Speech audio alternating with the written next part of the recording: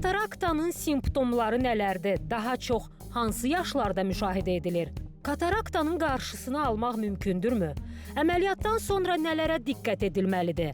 Bu sualları cərrah oftalmoloq doktor İlahə Sultanova cavablandıracaq.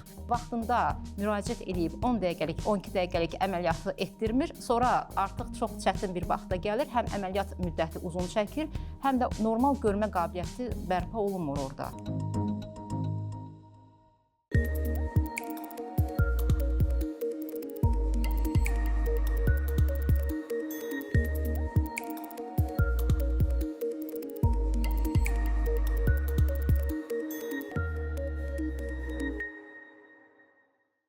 Hər vaxtınız xeyir olsun əziz ARB TV izləyiciləri. Mən doktor Dilbər Rahim. Səhhətimiz verilişinin bir buraxılışından daha hər birinizi salamlayıram.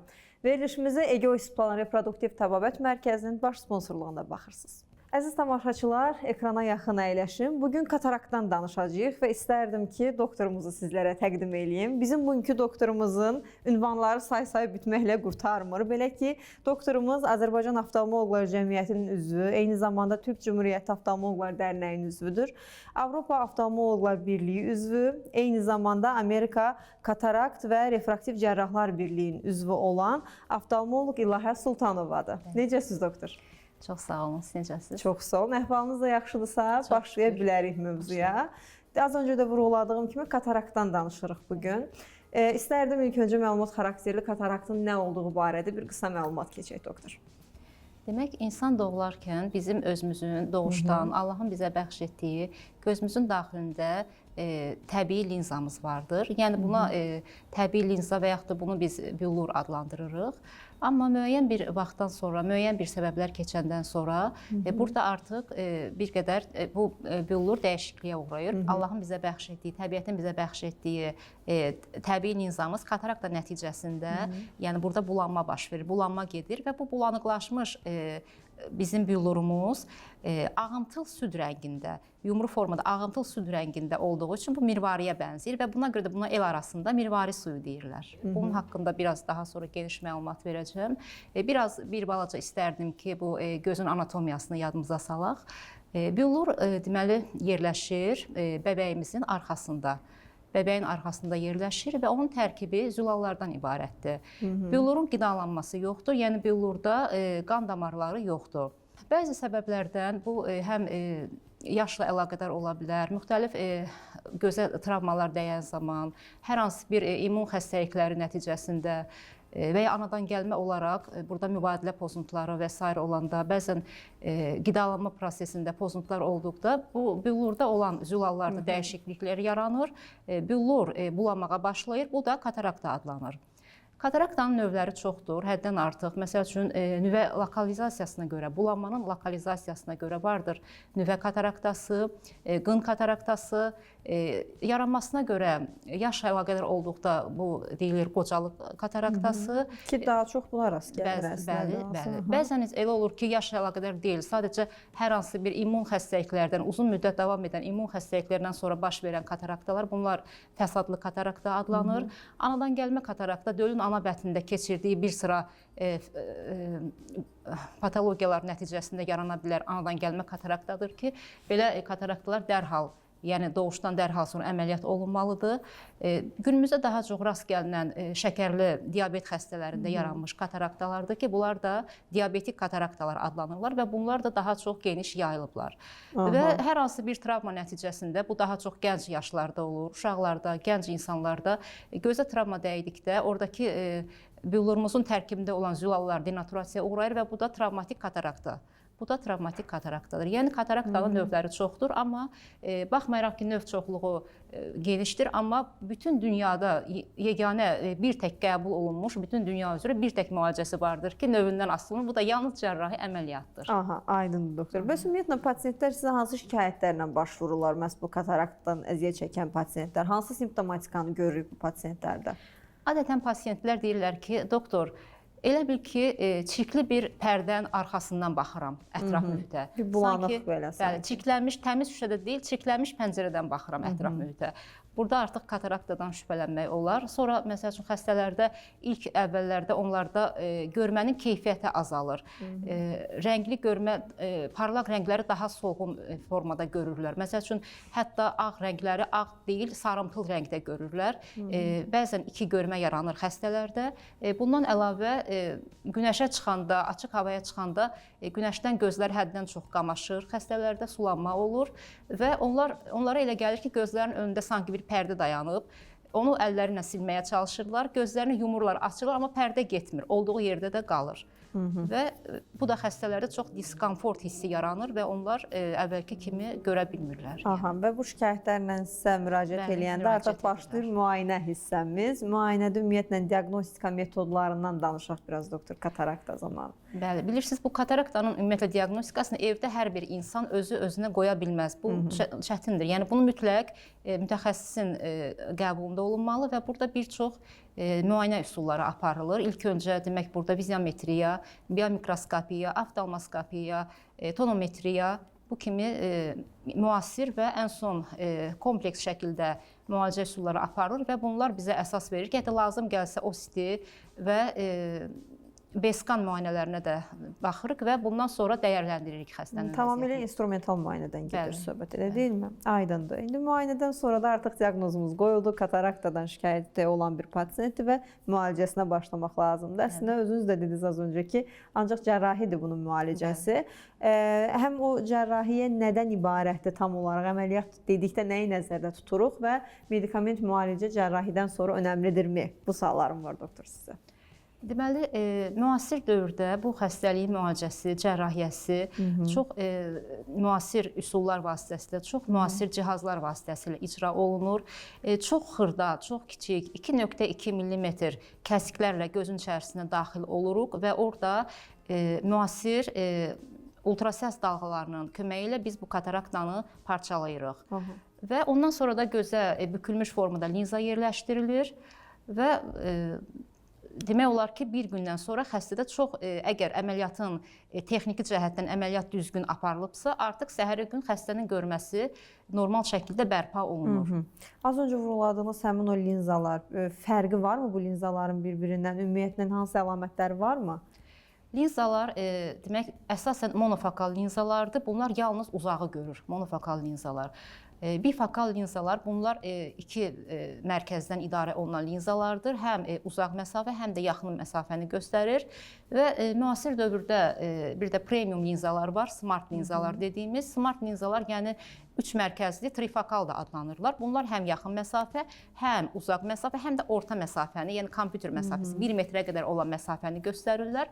Bundan əlavə EDOF linzalar da vardır ki, bunlar həm demək uzaq məsafə, həm də kompüter məsafəsini göstərirlər. Daha çox proqramçılarda, bank işçiləri və s. belə peşə sahiblərinə, yəni bu EDOF linzalar məsləhət görülür. Çünki həm kompüter işlətmək, həm də uzaq məsafəni görə bilmək üçündür.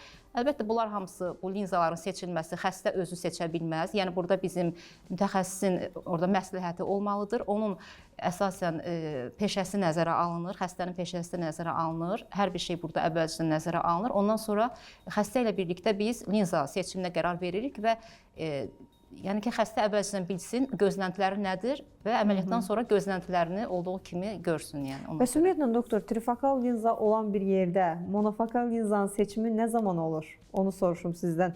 Yəni, mənim özüm üçün də maraqlıdır əslində qalsa bu sual ki, yəni əgər edilə bilirsə bu, trifokal seçilə bilirsə, elə durumlar olurmu ki, məsələn, monofokal ya da bifokal linzalardan istifadə gərəksin?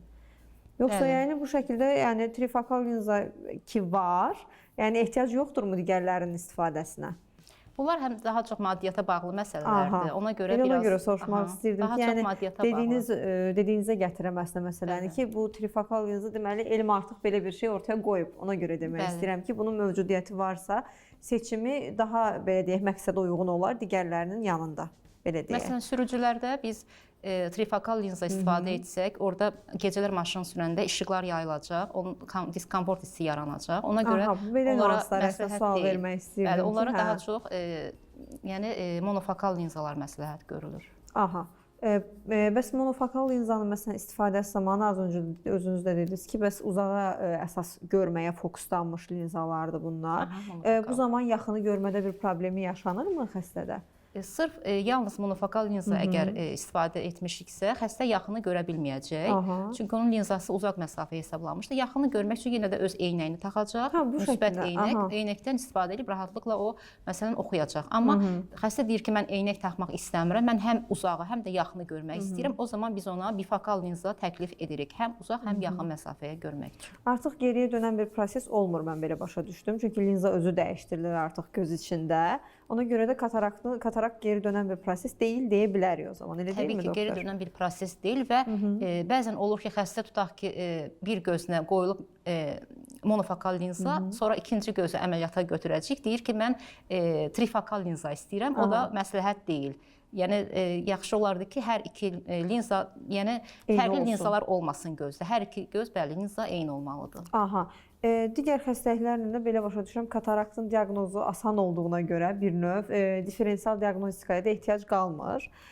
Amma ki, hər hansı bir digər xəstəliklərlə səhv salma ehtimalı varmı ümumiyyətlə? Yəni siz öz praktikanızda da görmüsünüzmü belə bir şey? Səhv salma ehtimalı deyərkən əvvəlcə katarakt diaqnozu dəqiqləşdirilir. Ondan sonra biz əməliyyatdan sonra yaxşı nəticə almaq üçün, yəni xəstənin əsasən nə maraqlandırır? Mən əməliyyatdan sonra normal, ideal şəkildə əvvəlki kimi görməmi istəyirəm. Biz də ona görə baxırıq, digər xəstənin göz zibini dəyərləndiririk. Əgər göz zibində bir problemi yoxdursa, şəkər xəstəsi deyilsə, katarakt ilə yanaşı xəstədə qlaukoma xəstəliyi yoxdursa, o göz görəcək əməliyyatdan sonra. Doktor, ümumiyyətlə müayinəni etdik, diaqnozu qoyduq, daha sonra əməliyyatı etdik və sonrasında əlbəttə ki, əməliyyatdan sonra diqqət edilməsi gerəkən müəyyən nüanslar var. Hər bir əməliyyatdan sonra olduğu kimi. Katarakt əməliyyatından sonra, linzanın qoyulmasından sonra xəstə nələrə diqqət eləməlidir özündə? Deməli, xəstənin əməliyyat olmuş gözü sarğı qoyuruq və mən xəstəyə həmişə deyirəm ki, evə çatdığın sarğını aç. Və ondan sonra müxtəlif dərmanlar var ki, antibiotiklər və steroid dərmanlar bəzən ödem əmələ gəlir gözdə. Yəni, burada panikaya düşmək lazım deyil. Xəstəni başa salmaq lazımdır ki, bir günə, 2 gün, bir neçə günə ödem çəkiləcək. Ödem çəkilməsi üçün də damcılar təyin olunur və təyinatdan asılı olaraq bu damcılar 2 saatdan, 1 saatdan, 4 saatdan bir xəstəyə təyin olunur. Və xəstəyə başa salırıq ki, ona ağır yük qaldırmaq olmaz və yaxud da ki, əməliyyat olmuş göz yatarkən əməliyyat olunmuş göz tərəf üstə yatmasın, arxası üstə yatsın və ya da digər üzü üstə çevrilib yatsın.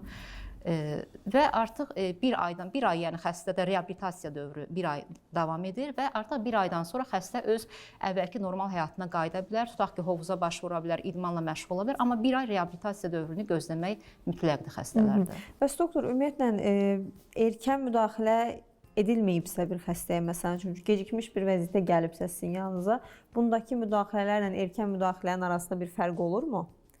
Ümumiyyətlə, gecikibsə, məsələn üçün, xəstə artıq katarakt çox irəliləyibsə xəstədə, tam, məsələn, bulanıq görürsə xəstə. Təbii ki, xəstədə əgər katarakt da çox irəliləyibsə, o əvvəllər gözləyirdilər ki, katarakt da yetişsin, nə bilim, hətta xüsusi dərmanlar verirdilər ki, o yetişsin, onu sonra əməliyyat eləsinlər. Mən hardasa 40 il, 30 il bundan əvvəlki dönəmlərdən danışıram. Çünki o vaxt müasir FACO cihazı yox idi və yumşaq kataraktanı bıçaqla götürmək olmurdu. Ona görə xəstələrə tövsiyə olunurdu ki, bu həkimlər özləri tövsiyə edirdilər ki, bu tam yetişsin, bərkləşsin. Bərk sərt kataraktanı gözdə çox geniş bir kəsik açıb, oradan xüsusi bir qaşıq vasitəsilə çıxarırdılar və bu da gözdə çox travma yaradırdı. Travmatik bir üsul idi. Amma indi ona heç ehtiyac yoxdur. Çünki müasir FACO üsulu ilə, ultra səs dalğalarının köməyi ilə çox yumşaq kataraktaları artıq asanlıqla götürmək olur və bu əməliyyatı bəli, çox minimal travma ilə orada dediyim kimi 2.2 mm buynuz qışağının kəsiyi ilə gözə daxil oluruq və kəsiklər də çox kiçik olduğu üçün burada tikişlər qoyulmağa da ehtiyac yoxdur. Zaten bir neçə zamanla o öz-özünə bərpa olunur və burada görmənin reabilitasiya dövrü də tezləşir, yəni gözün sağalması da tezləşir. Amma biz əgər gecikmiş mərhələdə, bəzən elə olur ki, xəstənin gözü o qədər yetişmiş bir formadadır ki, onu heç o FACO üsulu ilə eləmək olmur. Çox nadir də olsa, digər köhnə üsula qayıdıb onu geniş kəsiklə çıxartmağa bəzən məcbur olur. Amma bu da həm o yaranın sağalması gecikir, həm də ki, gecikdirəndə aydın istədiyimiz effekti ala bilmirik. Görmədə istədiyimiz effekt alınmır. Həmçinin də bayaq qeyd etdiyim kimi, billurun daxilində olan zülallar artıq şişirlər, gecikəndə şişirlər, bunlar parçalanırlar və maye halına gəlib çıxırlar. Və bu maye də get-gedə bilavasitə görmə sinirinə təsir eləyir. Görmə siniri sıxılır burada və burada ikincil qlaukoma yaranır, qara su el arasında, buna qara su deyirlər və bu da daha yəni ki, geriyə dönüşü olmayan bir prosesdir. Yəni xəstə vaxtında müraciət edib 10 dəqiqəlik, 12 dəqiqəlik əməliyyatı etdirmir, sonra artıq çox çətin bir vaxta gəlir, həm əməliyyat müddəti uzun çəkir, həm də orada həm üstəlik görməmək bir tərəfə qalsın, dəhşətli ağrıları olur onun, çox gözdə dəhşətli ağrılar olur və orada yalnız yəni normal görmə qabiliyyəti bərpa olunmur orada. Sadəcə olaraq biz orada yəni ki, burada götürürük düzdür bioru, linza qoyulur, amma yəni orada görmə istədiyimiz effekt biz ala bilmirik. Ona görə də xəstələrə lazımdır ki, onlar vaxtında belə götürəndə 50-nin üstündə görmə faizi, 50-nin altında 50%-dən aşağı varsa, yəni görmə artıq 50%-dən aşağıya düşübsə, artıq əməliyyat burada göstərişli xəstəyə. Mənə elə gəlir tək əməliyyata göstəriş məsələsi qalsın bir kənara. Pasientlər, yəni hamını nəzərdə tuturam burada. Az biraz görmədə pozuntu görürlərsə özlərində, nəsə şikayətləri varsa gözlə əlaqədar, bu heç görməklə əlaqədar olmaya da bilər. Qaşıntı, sulanma və s. bu tərzdə şeylər də görəndə əlbəttə ki, bunu diqqətdən yayınmadan birbaşa həkim, ixtisaslı həkimin yanına birbaşa müraciət eləməlidirlər. Əlbəttə ki, burada sizin adınızda çəkə bilərik doktor. Təkrar xatırlatma kimi etmək istəyirəm ki, bugünkü doktorumuz bizim İlahə Sultanova idi. Bir daha təşəkkür edirəm doktor sizə ümumi kataraktla əlaqədar bu qədər dolğun məlumat verdiyinizə görə. Son bir məsləhətlərinizi almaq istəyərdim mən bizim izləyicilərimizə, məhz bu kataraktla əlaqədar. Son olaraq gözlərimizi qoruyaq. Bunun üçün də biz aktiv həyat şəraitinə üstünlük verək. İndi kompüter əsridir. Daha çox gənclərdən tutmuş, orta nəslə qədər uşaqlar daxil olmaqla kompüter qarşısında, telefon qarşısında çox vaxt keçirirlər. Bunlar da təbii ki, gözlərimizə bilavasitə ziyandır. Həmçinin alkoqol aludəçiliyi olmaq, spirtli içkilərdən çox istifadə etmək, bunlar da kataraktanı tezləşdirirlər. Həmçinin stres faktorları da mən qeyd etmək istərdim. Stres faktorları da kataraktanın sürətlənməsini tezləşdirirlər. Buna görə də çalışaq ki, həmişə pozitiv olaq, daha nikbin olaq və sağlam həyat tərzinə riayət edək. Təşəkkür edirəm doktor bir daha. Ümid edirəm gələn verilişləri sizi burada görmə imkanımız olar. İnşallah, inşallah. Bəli, əziz tamaşaçılarımız, bir verilişin daha sonuna gəldik. Səhhətimiz verilişinə tək ARB TV ekranlarından yox, eyni zamanda sosial media hesablarımızdan baxa bilərsiniz, izləyə bilərsiniz. Bizi orada suallarınızı şərhlər bölməsinə qeyd edə bilərsiniz ki, biz də burada əlbəttə ki, ixtisaslı həkimlərimizlə birgə sualları cavablandıraq. Səhhətimiz sağlam gələcəyin təminatdır, əziz dostlar. Gəlin gələcəyimizi birgə qoruyaq. Gələn görüşlərə dək.